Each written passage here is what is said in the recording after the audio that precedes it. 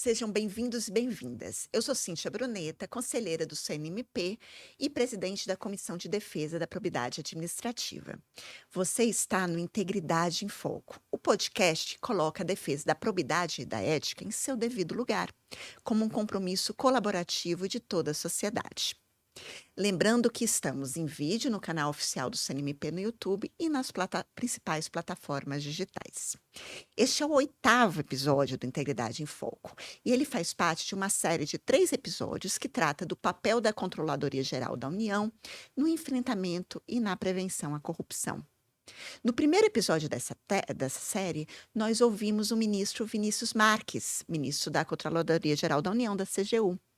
E agora nós vamos falar com o doutor Olavo Venturim Caldas, que é diretor de investigações e operações da CGU. Seja muito bem-vindo, doutor Olavo. Obrigado, Cíntia. Boa tarde, João. É um prazer estar aqui e falar um pouquinho desse trabalho da CGU de enfrentamento à corrupção. Não, prazer é nosso e assim, nós estamos aqui também, desculpe, João, quem assiste sabe que eu sempre atraso nisso, com o promotor de Justiça do Estado de São Paulo, João Santa Terra, que é meu auxiliar na CDPA e foi o grande idealizador aqui do podcast. Seja bem-vindo, João. Cíntia, mas é normal, porque a gente se fala muito, então acho que a doutora Cíntia precisa de um descanso da minha pessoa. Enfim. Bem, Olavo é o diretor de investigações e operações da CGU e, de fato, como foi comentado antes, tem uma cara muito boazinha para trabalhar nessa questão direta do enfrentamento à corrupção, porque aqui a gente não está falando necessariamente de prevenção, né? A gente está falando de repressão. Isso. É até bem importante destacar, né, que essa atuação da CGU é uma atuação de contencioso, né? Que a atuação, a CGU atua em várias faces, várias atividades, né, no âmbito governamental, mas atuação típica de auditoria, né, onde a gente está buscando melhoria da gestão, enfim, aperfeiçoamento da gestão. Só que, em alguns casos, né, onde a gente não vê mais a possibilidade dessa melhoria, enfim, em aspectos criminais, né, a CGU desenvolveu essa competência. Não é uma competência atual, ela já vem atuando nessa atividade desde 2003. Né? Estamos até para completar 700 operações agora. Nossa. Faltam quase... Nossa. Faltam só 6 operações para atingir essa marca, que é uma marca emblemática, né? De recursos envolvidos, quase 58 bilhões de reais envolvidos aí nessas quase 700 operações. Então, a satisfação é nossa aqui pela CGU de explicar ou discutir essa atuação. Ótimo. Imagino que, como na sua função, tem várias histórias para contar, peculiares, né? Sim, são vários casos, enfim, operações emblemáticas, né? Eu brinco que a gente acaba antes assistir o Fantástico, né? E agora a gente acaba fazendo o Fantástico, fazendo parte ali das investigações, enfim, como os colegas do Ministério Público, né? É lógico que a CGU ela não atua sozinha nesse trabalho, atua em parceria, e isso é uma questão importantíssima, né? Sem a parceria do Ministério Público estadual, federal, né? Das polícias, né? Civil e federal, esses números não seriam atingidos. Né? Imagino que essa cooperação interinstitucional é muito importante. Inclusive, quando eu recebi a presidência da CDPA aqui no CNMP, o que João me falou foi que foi o primeiro parceiro, né, que a gente conversou sobre trazer para perto da comissão. Por que foi isso, João? O próprio Olavo fez contato, né? Porque nós temos um sistema aqui interno na comissão de apoio à investigação e eles desejavam, obviamente, esse intercâmbio, esse conhecimento. E como nós somos eternos pedintes, né? Então, assim, a gente já voltou com outro pedido e, na verdade, essa nossa relação ela é extremamente prazerosa e salutar, como os demais órgãos que atuam no enfrentamento à corrupção, à prevenção também. E eu posso afiançar, na verdade, que o Olavo acabou de pontuar, de trabalharmos juntos, é de enorme importância para os colegas que são dedicados, em especial para as grandes investigações que trabalham com a corrupção no seio de criminalidade organizada. Vários foram os trabalhos que eu presenciei, que eu fiz também, nos 10 anos de GAECO. Um estava comentando com o Olavo, muito grande, que envolveu, infelizmente, mais de 60 prefeituras no interior de São Paulo, e a CGU estava lá como um órgão não apenas técnico, com o seu conhecimento específico a respeito na seara, em especial das fraudes e licitações, mas também o apoio operacional também. Isso eu acho que é de uma enorme relevância. Como eu sempre falo, a gente precisa se unir tanto quanto a criminalidade também se une, não é? Para a gente poder enfrentar, pelo menos num nível adequado, né? É verdade. Mas assim, eu não vou pedir para contar as histórias, não se preocupe. Mas uma coisa que a gente pensa, e quem trabalha com essa questão do enfrentamento à corrupção, é porque são vários e vários os desafios. E eu imagino que, se são grandes os desafios, na minha perspectiva de juíza federal, de um lugar só, na perspectiva do João, de promotor de justiça de São Paulo, eu imagino que no órgão nacional, esses desafios, inclusive de articulação e da criação de marcadores, enfim, do olhar para um universo tão plural, né? Porque a gente não está falando de um poder público que é uniforme e que tem sistemas uniformes e que tem uma cultura uniforme. A gente está falando do Brasil, né? Do município pequenininho lá, com centenas de habitantes, até São Paulo. E quais são os maiores desafios nessa perspectiva? Então, doutora Cíntia e João, é interessante, assim, falar um pouquinho da estrutura, né, dessa área que a gente coordena lá e Sim. até dos campos de atuação, né?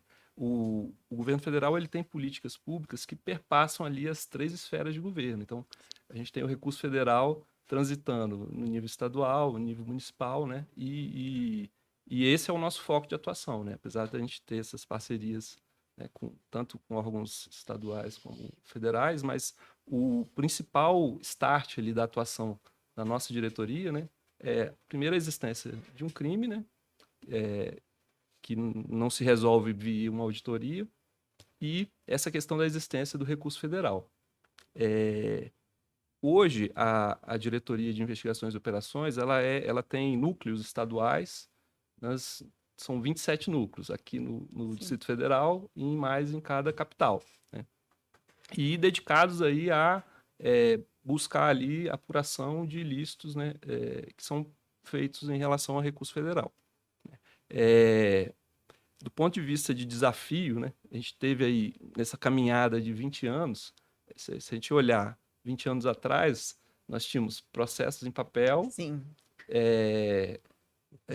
O próprio sistema bancário era ainda Com ofício, né? Eu me lembro, isso, é o cheque, eu mandava ofício para o sim, Bacen, que distribuía ofício para todos os fraude bancos, que daí documental, mandava ofício para todos os gerentes. Quando chegava lá no gerente para bloquear uma conta, já tinha avisado para o investigado que ia fazer isso. pronto. É um outro mundo. Então, hoje a gente está 20 anos depois, né, em plena era digital. Então, a gente tem que mudar ali o pensamento para essa mentalidade digital, né? Um outro desafio, 20 anos atrás, eu acho que a gente tinha muito menos população, muito Sim. menos transações, né? Orçamentos, enfim. Hoje a gente tem um volume enorme de transações, e isso também sem um apoio aí da tecnologia, sem otimização de processos, né? Sem segurança jurídica na atuação, isso leva a vários desafios nesse processo de atingir a eficiência, né? Dar essa resposta que a sociedade espera da gente. E o importante também é falar um pouquinho das áreas, né? Hoje a gente tem lá no escopo de atuação, né? Para além das áreas típicas, quais áreas típicas? Uma fraude em licitação, que é um processo de contratação pública. Ou então aquela fase de execução da obra, né? É um outro campo ali de campos e técnicas de investigação para essas áreas específicas. Mas a gente tem também processo de regulação, o Estado regulando interesse econômico, abre um outro campo enorme de fraudes. Tem também a parte de fiscalização, né? O poder de polícia que o Estado, né? E são áreas que a gente, no nosso planejamento, pretende também avançar. Como a gente dá conta de atuar nessas outras áreas? Isso olhando para dentro da administração. Mas a gente também tem as fraudes que são praticadas pelos beneficiários, por Sim. exemplo, de recursos públicos, né? As quadrilhas aí que estão fraudando os programas sociais, né? As aposentadorias, enfim. Então, nós temos aí um cardápio de possibilidades de fraudes e temos que estar com as melhores ferramentas para atuar de forma célere, né? Nessas áreas específicas. E no tocante à fraude específica, como a CGU é um órgão nacional, eu acredito que é de suma importância, pelo menos, para a pulverização da descoberta de uma fraude nova específica, né? Porque essa fraude, por exemplo, que está ocorrendo no sul do país, ela pode muito bem estar sendo perpetrada também no norte, e talvez para os órgãos de fiscalização passe despercebido, né? Acredito que seja importante também nessa. Excelente ponto, João. No final de 2023, a CGU ela firmou um acordo de cooperação com a Polícia Federal, né, justamente tentando dar essa padronização na atuação. É muito comum a gente descobrir um modus de fraude em um estado que está sendo utilizado em vários outros estados e às vezes não passa despercebido, né? Porque normalmente essas áreas de investigação elas estão com Sim. casos e casos é o mesmo É, dia a dia dos promotores, E, né? doutora Que Cintia, no estão ambiente da gente ser pedinte, tá? Esse mesmo parceiro nós vamos firmar num futuro acordo aqui também para o Ministério Público ser acionado nacionalmente também, né? Sim, eu acho que isso é uma tendência mundial, é esse trabalho em rede. Os órgãos aí de Estado, né, porque para a população ele enxerga todos como um Estado, né? O Estado ali Né, não atuando. quer saber, né, A sigla exatamente. ali pouco importa, mas Sim. ele quer a tutela do Estado, quer resolver o problema em relação ao Estado. Se nem Né? eu conheço todas as siglas, né? Imagina a É, população. e eu acho que aí isso passa, acho que da maturidade das instituições, né? Para a gente deixar ali um pouco enfim, tentar olhar objetivamente como conseguimos resolver o problema do cidadão. Essa cooperação, ela vai muito por isso aí. Cooperar, né, é justamente Sim. cada um ali dar o seu melhor É. para atingir um objetivo. Não, com certeza. Mas falando dessa viagem no tempo de 20 anos, lembro quando eu comecei a trabalhar com improbidade administrativa, ainda servidora do MPF. A grande questão era o cheque sacado na boca do caixa. Da gente pegava isso, veja, né? A gente pegava, então, o cheque da prefeitura, ia lá, o servidor da prefeitura ia lá, sacava na boca do caixa e a gente pegava o extrato do caixa para ver se ele sacava e fazia depósitos. Uhum. Porque naquela época, esse era o possível, né? Daí foi evoluindo aí, as fraudes foram evoluindo, ainda bem que os sistemas de persecução. E a gente estava comentando um pouco antes, né? Que o Ministério Público tem usado muito os marcadores da CGU para uma identificação, para um trabalho mais eficiente. Eu comentei sobre o caso, que, salvo engano, é do Maranhão, mas enfim, se eu estiver errada, depois eu corrijo, que utilizou marcadores da CGU relacionados ao censo escolar para verificar quais municípios teriam mais chance de um maior risco de fraude Excelente. em determinado fundo. Como é que funciona essa perspectiva? Que não é bem prevenção. Na verdade, é prevenção na perspectiva do Ministério Público. Ele está de olho antes. É uma otimização na persecução. Exatamente, uma otimização. Como é que funciona essa questão de Então, marcadores? a CGU, ela, desde lá dessa época aí de início de combate essa visão de combate à corrupção, né? A gente tínhamos uma área lá específica que ela lidava ali com inovação, que era o Observatório da Despesa Pública. Enfim, uma área de dados, uma área que envolvia conhecimento tanto TI, matemática e técnico, né?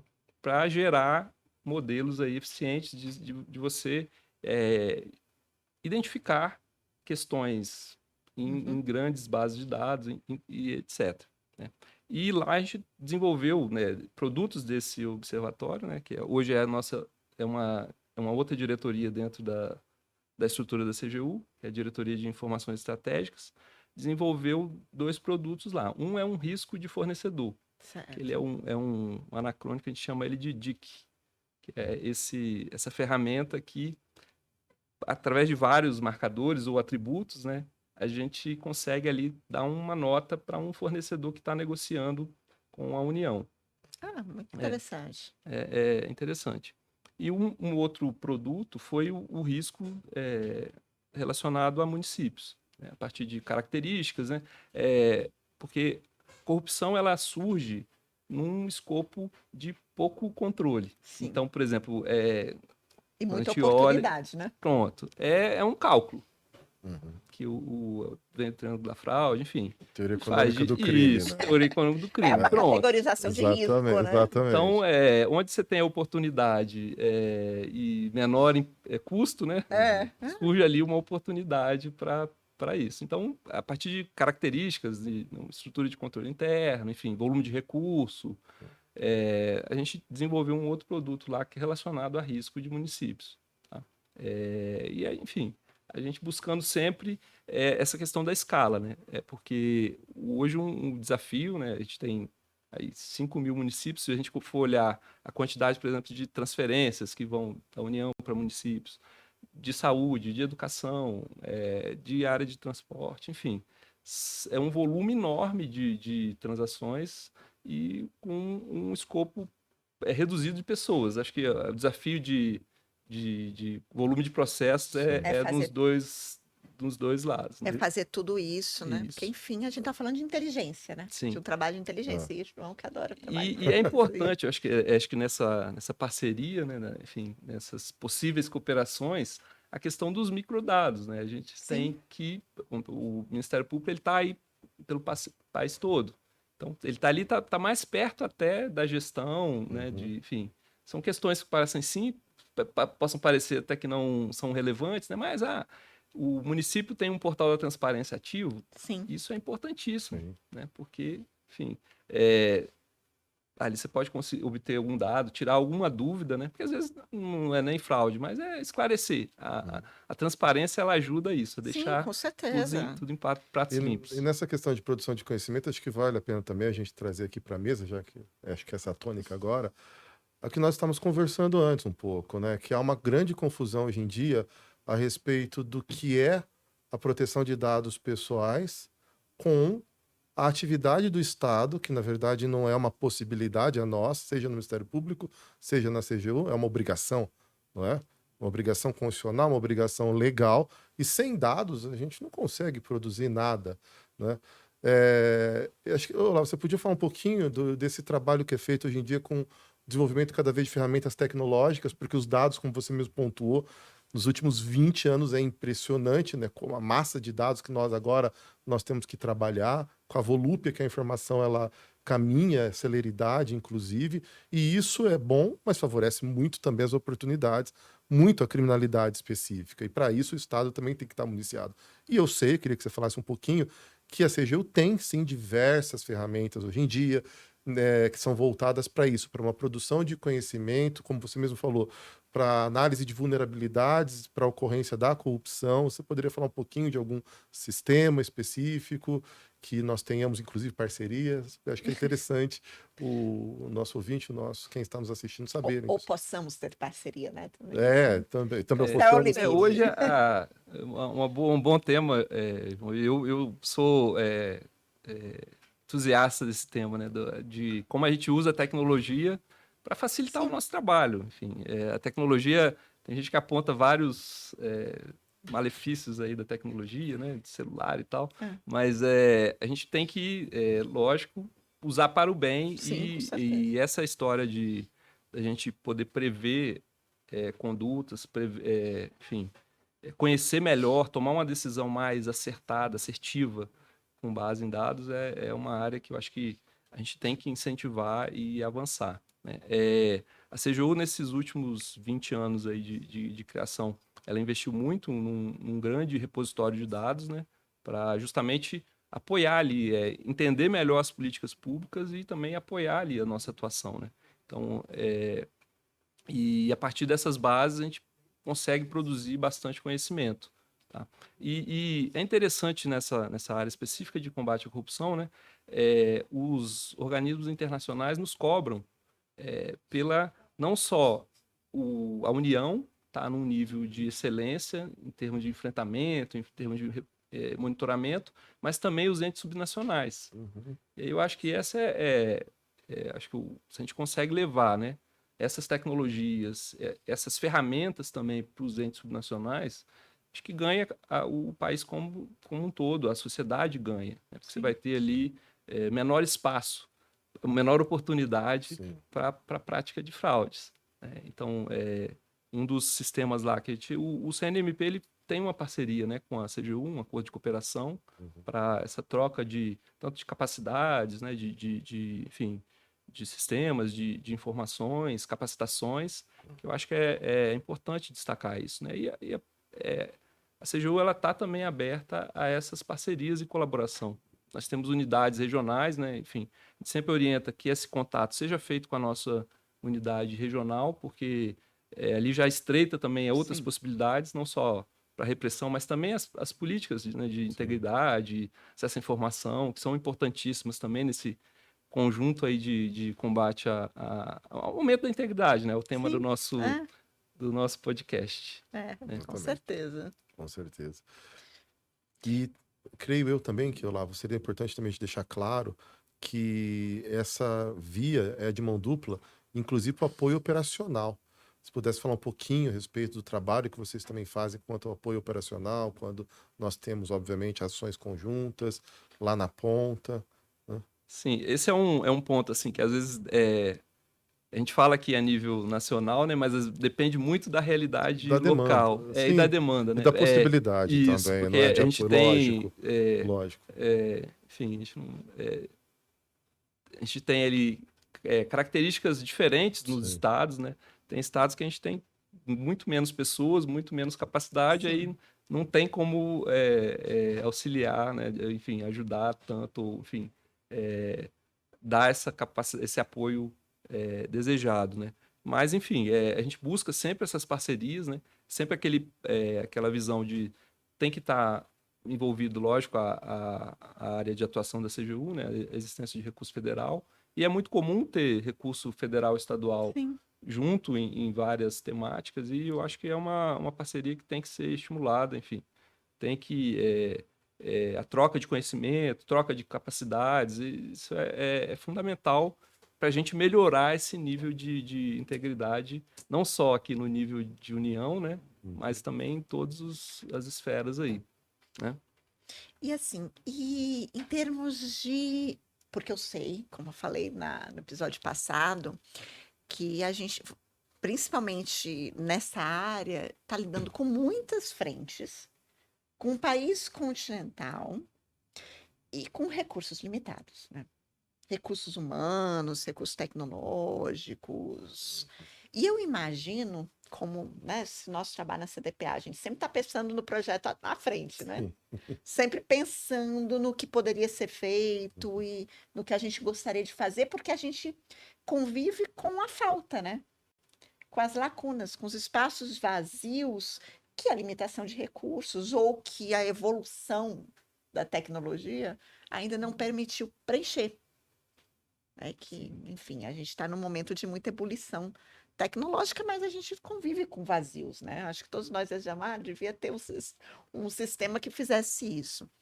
E para o seu setor, né? Essa parte de investigações e operações da CGU, qual seria um projeto, uma ideia que seria um objeto de desejo no trabalho? Assim, eu não sei se tem algum desse gênero. Não, sim, nós temos lá, a gente tem um planejamento estratégico, né, para a área, né? Sim. Eu assumi essa área agora em 2024, em janeiro, né?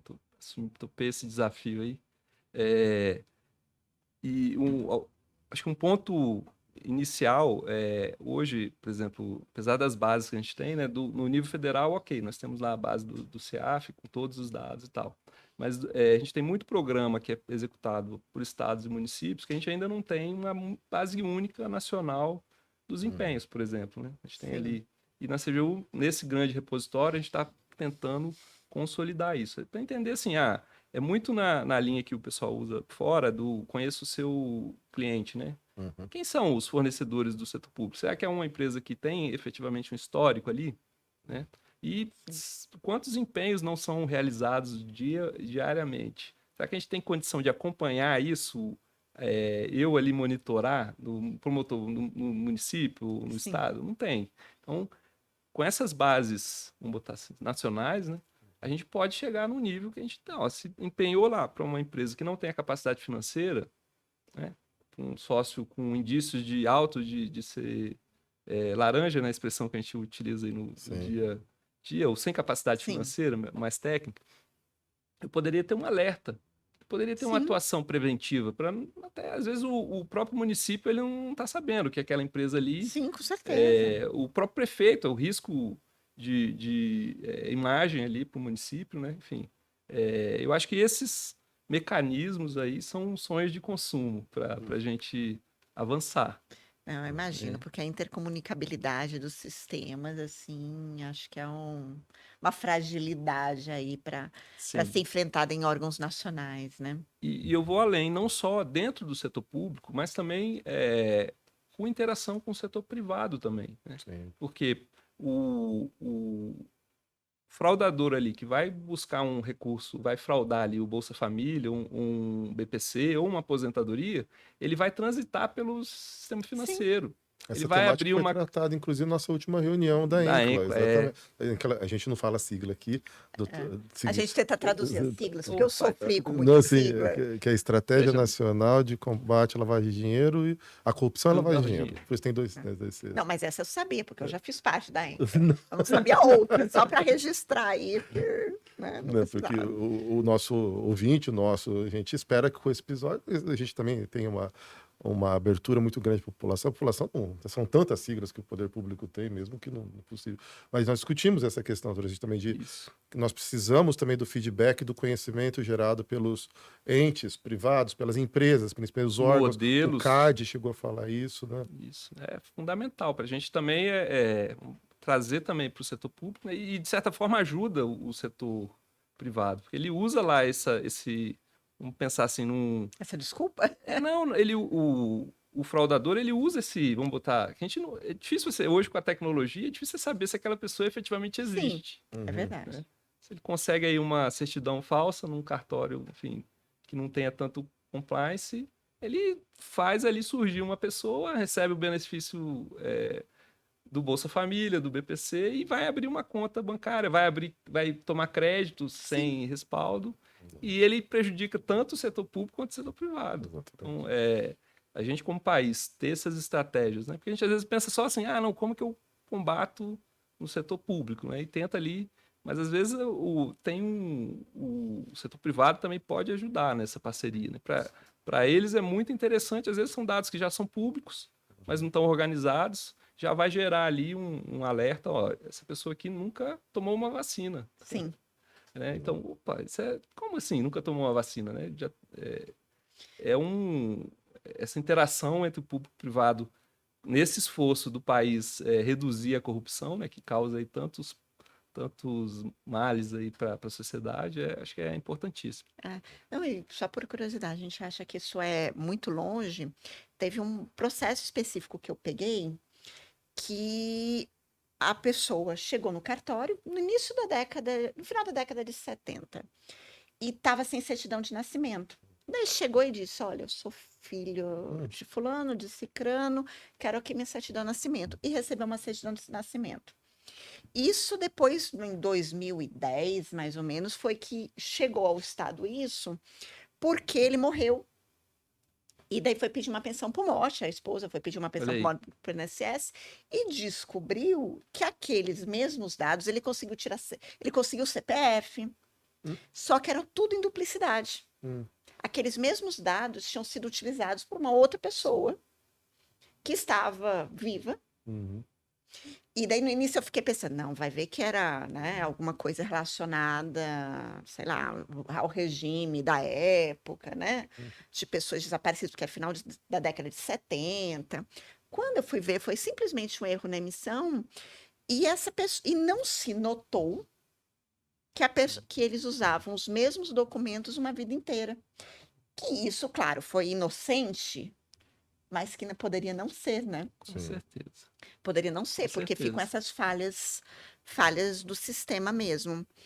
E, e essa é uma perspectiva. E assim, para encerrar nossa conversa, eu vou fazer uma pergunta que João nem vai gostar muito. Mas é isso, porque foi você que trouxe a questão da LGPD, da Lei Geral de Proteção de É, Dados. E após a LGPD, vocês têm encontrado uma dificuldade maior de acesso a não, dados? pergunta excelente, gostei muito, Sim, Sei lá, né? Porque. gostei muito. eu vou me limitar, porque lá na CGU a gente tem áreas específicas Não, que com cuidam da certeza. Não, LGPD. mas eu não preciso nem Mas específico. É uma pergunta eu acho mais. que para essa atividade de enfrentamento à corrupção, né, a gente tem que ter ali, é lógico que a LGPD já traz essas previsões, né, mas às vezes isso gera alguma dúvida em quem é o detentor do dado, né? Então talvez assim deixar isso mais explícito, né? Para essas atividades de persecução criminal, enfim, a gente tem que ter uma segurança maior, né, para esses órgãos. Acho que às vezes é mais questão de divulgação mesmo. Eu acho que é questão E mesmo pedagógica, de educação, sim, É, de sim, capacitação, porque, quer queira que não, a gente estava falando aí da Lei de Acesso à Informação, sim. né? Que tem mais de 10 anos, a LGPD é bem mais nova, né? Então é natural. Por isso que a pergunta, assim, se trouxe desafios e sim, maiores dificuldades, sem entrar na sempre traz, discussão de porque regulamentação. na hora de você compartilhar, na hora de você, enfim, fazer essas cooperações, né, você sempre vai. Mas e aí? Porque ela traz Sim, daí, sanções, E de traz. tentativa de acesso também a dados negados, não é? Sim, Nessa série, a doutora Cintia fez essa observação antes, porque eu integro a unidade de proteção de dados aqui do CNMP, mas uma das balizas nossas é exatamente para combater o desvirtuamento da compreensão do direito fundamental à proteção de dados.